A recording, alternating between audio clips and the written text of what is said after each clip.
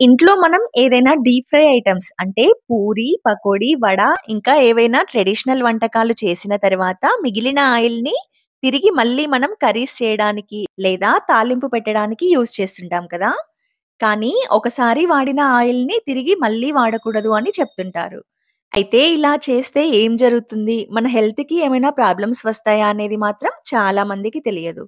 ఈరోజు మనం ఈ వీడియోలో ఒకసారి వాడిన నూనెని తిరిగి మళ్ళీ మనం యూజ్ చేస్తే ఎలాంటి హెల్త్ ప్రాబ్లమ్స్ వస్తాయనేది వివరంగా చూద్దాం. అయితే టాపిక్‌లోకి వెళ్ళే ముందు నాది ఒక చిన్న రిక్వెస్ట్ అండి.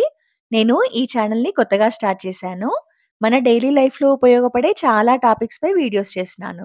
నన్ను ఎంకరేజ్ చేయడం కోసం మీరు వీడియో చివరి వరకి చూసి లైక్ చేసి ఛానెల్‌ని సబ్స్క్రైబ్ చేసుకుంటే మీరిచ్చే సపోర్ట్‌తో మరిన్ని మంచి వీడియోస్ చేస్తాను. సో, టాపిక్‌లోకి వెళ్తే ఒకసారి వాడిన ఆయిల్‌ని రీయూజ్ చేస్తే మన ప్రాణాలకే ప్రమాదమని డాక్టర్స్ చెప్తున్నారు. ఎందుకంటే ఫస్ట్ టైమ్ మనం ఆయిల్‌ని ఉపయోగిస్తున్నప్పుడు దానిలో ఉండే పోషకాలు ఎలా అయితే మన బాడీకి అందుతాయో, అదే ఆయిల్‌ని మళ్ళీ మళ్ళీ వేడి చేసినప్పుడు అందులోని న్యూట్రిషన్ వాల్యూస్ అన్నీ తగ్గిపోయి చెడు కొలెస్ట్రాల్ పెరగడానికి కారణమవుతుంది.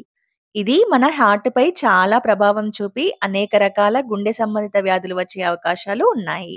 టీపీసీ అంటే టోటల్ పోలార్ కాంపౌండ్ స్థాయి 25% చేరగానే ఆ నూనెని యూజ్ చేయకూడదని ఎఫ్ఎస్ఎస్ఏఐ చాలా స్పష్టంగా చెప్తుంది. ఎందుకంటే ఒకవేళ ఇలాంటి ఆయిల్‌ని యూజ్ చేస్తే రక్తనాళాలు గట్టిపడడం, లివర్‌కి సంబంధించిన వ్యాధులు రావడం, హైపర్ టెన్షన్ లాంటి అనారోగ్య సమస్యలు రావడం జరుగుతుంది.